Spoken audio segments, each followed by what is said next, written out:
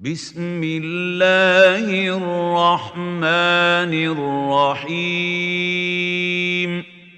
الحمد لله والصلاة والسلام على رسول الله صلى الله عليه wasallam. Today we will learn how to segment page 30's words. أبصر، أتقن، أعجب، أوسع،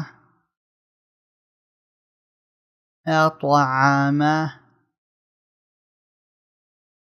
أفلح، أكرم،